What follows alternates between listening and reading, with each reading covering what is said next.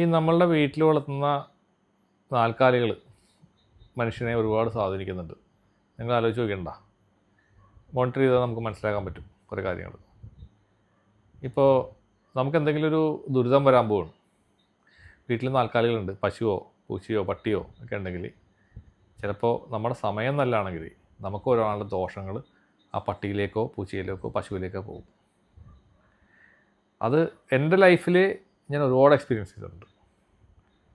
അത് എൻ്റെ വൈഫ് മൂത്ത കുട്ടീനെ പ്രസവിക്കുന്നതിന് മുമ്പായിട്ട് പുള്ളിക്കാരിക്കൊരു ഇതേപോലൊരു ദോഷമുണ്ടായിരുന്നു.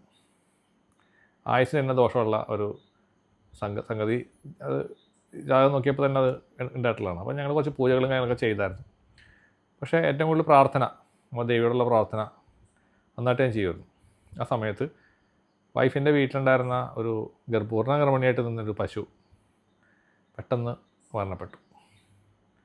അത് കഴിഞ്ഞ് പ്രസവ സമയത്ത് എൻ്റെ വൈഫിന് ഭയങ്കരമായ പ്രഷറുണ്ടായിരുന്നു, BP ഭയങ്കര ഹൈ ആയിരുന്നു. പക്ഷേ ഒരു കുഴപ്പമില്ലാണ്ട് സുഖമായിട്ട് അതിൽ നിന്ന് രക്ഷപ്പെട്ടു പോകുന്നു. അത് എൻ്റെ വീട്ടിൽ എപ്പോഴും സ്ട്രീറ്റ് ഡോഗ്സ് വരും. അപ്പോൾ പണ്ടൊക്കെ ഞാൻ ഈ സ്ട്രീറ്റ് ഡോഗിനെ കണ്ടു കഴിഞ്ഞാൽ ഓർഡറാന്ന് പറഞ്ഞ് ഓടിക്കും. പക്ഷേ പിന്നീട് ഇതിൻ്റെ ഒരു രഹസ്യം മനസ്സിലായപ്പോൾ ഞാൻ എൻ്റെ വൈഫിനോട് പറയും. വൈഫിന് ദേഷ്യം വരുന്നത് വരുന്ന സമയത്ത് ഇവിടെ മുഴുവനും നടന്ന് മുറ്റത്തൊക്കെ നടന്ന് ആ പടെ അവിടെ പ്രശ്നമൊക്കെ ഉണ്ടാകും. അപ്പോൾ ഇവർക്ക് എന്തെങ്കിലും ഭക്ഷണം, നമുക്ക് ഇഷ്ടംപോലെ ഭക്ഷണം നമ്മൾ വേസ്റ്റായിട്ട് നമ്മുടെ വീട്ടിൽ നിന്ന് പുറത്തേക്ക് കളയുന്ന സാധനങ്ങളുണ്ട്. ഇവർക്ക് ഇത് മതി, അവർ ഹാപ്പിയാണ്.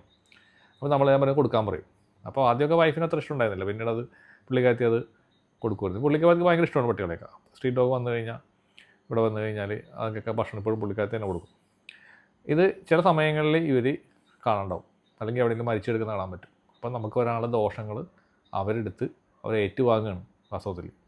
ശരിക്കും സങ്കടമുള്ള കാര്യമാണ്.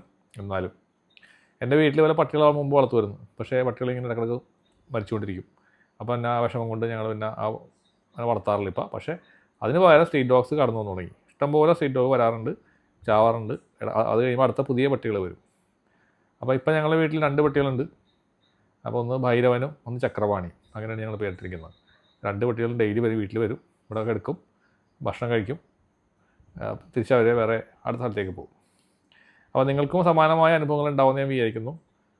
അത് നിങ്ങൾ ശ്രദ്ധിച്ചിട്ടുണ്ടെങ്കിൽ കമൻറ്റ് ചെയ്യുക.